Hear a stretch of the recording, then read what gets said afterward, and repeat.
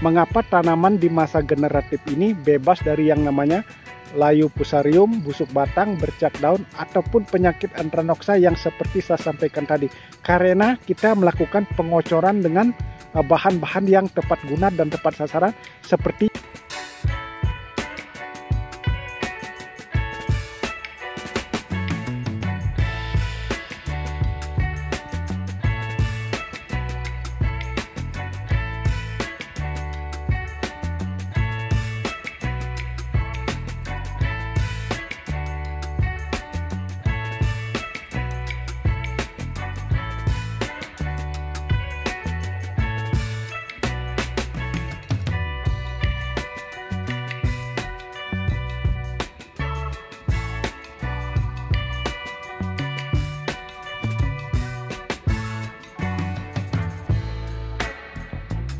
Halo kawan-kawan, kembali lagi dengan saya Ardana PT. Nah, pada hari ini kawan-kawan, saya berada di kebun tanaman cabai rawit. Nah, cabai rawit yang seperti kawan-kawan perhatikan di samping saya adalah sangat-sangat subur sekali, daunnya hijau royo-royo. Dan inilah tanaman cabai yang sudah memasuki fase generatif. Nah, fase generatif artinya di mana sudah bermunculan bunga-bunga yang cukup banyak. Nah, di fase generatif ini tanaman cabai ini akan tumbuh subur kalau, ada kata kalau, apa itu?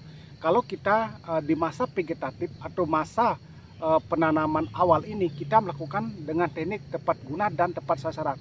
Apa yang dimaksud dengan tepat guna dan tepat sasaran? Nah, ini yang harus kita perhatikan sebagai petani sebenarnya kawan-kawan.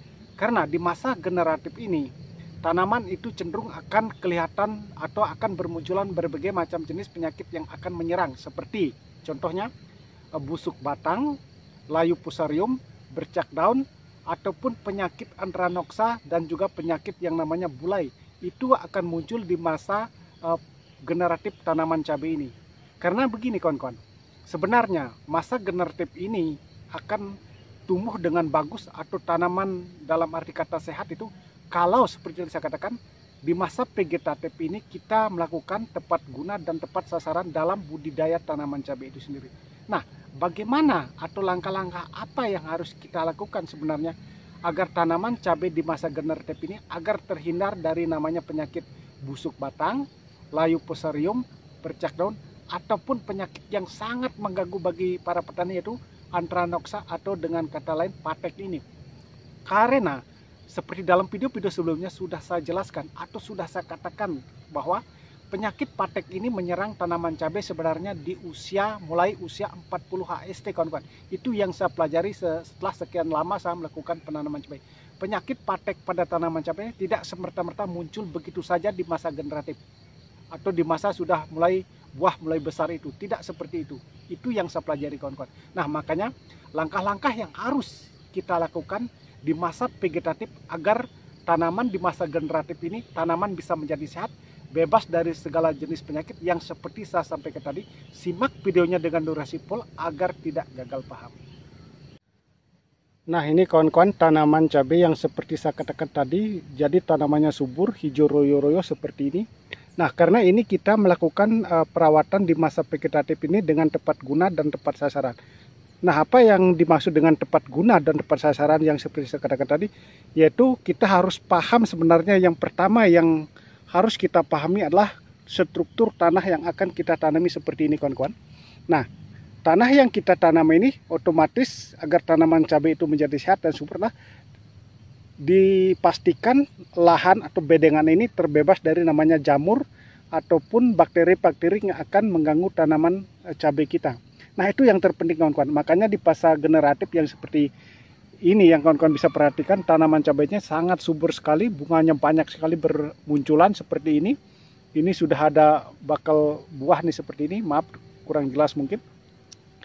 Nah, langkah awal yang saya lakukan adalah melakukan sterilisasi lahan.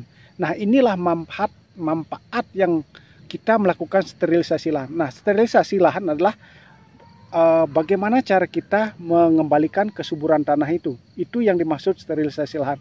Kan kita tahu dalam video-video sebelumnya sudah saya jelaskan bahwa nenek moyang kita melakukan penanaman cabai, kita tahu dulu itu adalah tidak menggunakan pupuk kimia atau pupuk sintetis ataupun obat-obatan, tetapi tanaman-tanamannya khususnya cabai sangat subur dan menghasilkan sesuatu yang melimpah atau istimewa.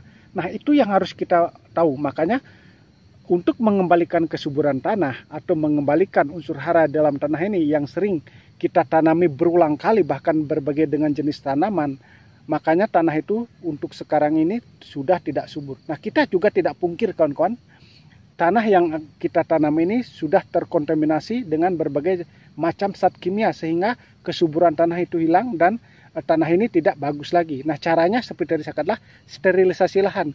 Jadi dengan memberikan bakteri Trichoderma, asam humat dan silika karbon, itu yang saya lakukan sehingga di masa generatif ini tanaman menjadi sehat dan subur. Nah, walaupun di sini saya tidak menggunakan pupuk-pupuk kimia seperti NPK dan lain sebagainya, tetapi hasilnya seperti yang kawan-kawan perhatikan seperti ini, cukup subur sekali, cukup bagus sekali, karena saya memberikan juga namanya asam amino dan fosfat. Itu yang saya berikan. Inilah membuat tanaman ini menjadi subur, hijau royo-royo serta sehat, karena seperti tadi saya katakan pengaruh dari fosfat dan asam amino dan serta pengaruh daripada sterilisasi lahan. Karena seperti tadi saya katakan kawan-kawan, sangat penting sekali sterilisasi lahan itu. Makanya untuk mendapatkan hasil yang maksimal dalam budidaya tanaman cabai, khususnya sesudah memasuki fase generatif seperti ini, buahnya sangat banyak sekali, bunganya bermunculan dan bebas dari segala jamur ini kawan-kawan. Kuncinya seperti tadi saya katakan adalah di masa-masa vegetatif ini kita harus benar-benar melakukan perawatan yang baik. Benar-benar harus melakukan sistem budidaya yang benar, tepat guna dan tepat sasaran. Makanya tepat guna dan tepat sasaran yang saya maksud adalah sterilisasi lahan kawan-kawan. Nah, kalau bagi kawan-kawan khususnya bagi para petani pemula, jadi gunakanlah atau sistemnya yang saya gunakan ini, karena dengan sistem tepat guna dan tepat sasaran dimaksudkan kita kan sebagai petani, maaf kawan-kawan, saya bukan petani sultan, saya petani kecil di mana kita menghidupi, inilah jalan hidup kita sebagai bertani.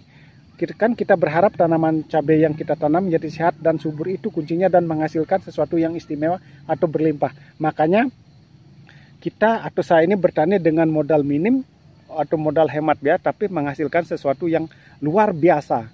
Nah, inilah bukti bahwa dengan sterilisasi lahan atau dengan memberikan unsur-unsur seperti bakteri Trichoderma, asam humat dan silika karbon, serta pengocoran dengan fosfat dan asam amino. Nah, fosfat yang saya gunakan adalah merek daripada Modern Pool, dan juga asam amino yang saya gunakan adalah merek Pigorin itu kawan-kawan. Tapi sebenarnya masalah merek itu bebas saja, karena asam amino khususnya banyak merek-merek asam amino yang dijual di pasaran. Nah, mungkin ada bagi para petani yang sudah hebat, sudah ahli membuat asam amino bisa digunakan. Tetapi saya tidak begitu ahli dalam membuat asam amino. Saya membeli juga di pasaran seperti itu. Merek asam amino yang lain seperti Ambition itu bagus juga itu kawan-kawan. Tapi saya cari yang lebih murah yaitu merek Pigorin kawan-kawan. Nah, hasilnya seperti ini. Nah, itulah mengapa tanaman di masa generatif ini bebas dari yang namanya layu fusarium, busuk batang, bercak daun, ataupun penyakit antranoksa yang seperti saya sampaikan tadi. Karena kita melakukan pengocoran dengan bahan-bahan yang tepat guna dan tepat sasaran seperti yang saya sampaikan tadi, yaitu bakteri Trichoderma, asam humat dan silika karbon, serta saya di sini walaupun kelihatan tanamannya ini hijau royo-royo, daunnya lebar-lebar sekali, saya juga tidak menggunakan unsur-unsur yang mengandung nitrogen. Karena begini kawan-kawan, kalau kita menggunakan unsur nitrogen yang berlebihan pada tanaman cabai di masa vegetatif itu memang sangat pertumbuhannya sangat cepat dan bagus sekali serta subur. Tetapi di masa generatif ini cenderung tanaman itu sangat mudah diserang oleh penyakit seperti busuk batang, layu fusarium, bercak daun, ataupun penyakit antranoksanya kalau kita tidak tahu atau tidak paham cara menangani tanaman itu sendiri. Tetapi berbeda dengan para petani yang sudah hebat, yang sudah mengetahui sistem-sistem yang diterapkan dalam budidaya, itu tidak menjadi soal kawan-kawan. Kan kita berbicara pengalaman ataupun berbicara tentang hasil yang akan kita dapatkan di masa generatif ini. Makanya saya meminimkan atau memungkinkan tanaman itu tidak terserang oleh penyakit seperti tadi. Karena begini, prinsip dalam pertanian itu yang saya pegang adalah pencegahan. Kalau bisa dicegah, mengapa kita harus mengobati? Itulah yang terpenting kawan-kawan. Nah, artinya dalam topik ini adalah lakukanlah perawatan dengan tepat guna, tepat sasaran di masa vegetatif ini. Karena di masa generatif itu ditentukan hasilnya akan bagus atau tidaknya kalau kita melakukan perawatan dengan baik, atau pola dasar tanaman kita akan bagus kalau kita melakukan dengan benar di masa vegetatif. Nah, semoga video ini bermanfaat kawan-kawan bagi kita semua. Terima kasih yang sudah menyimak video ini. Semoga ini menghasilkan sesuatu yang istimewa. Semoga kita menjadi sukses ke depannya.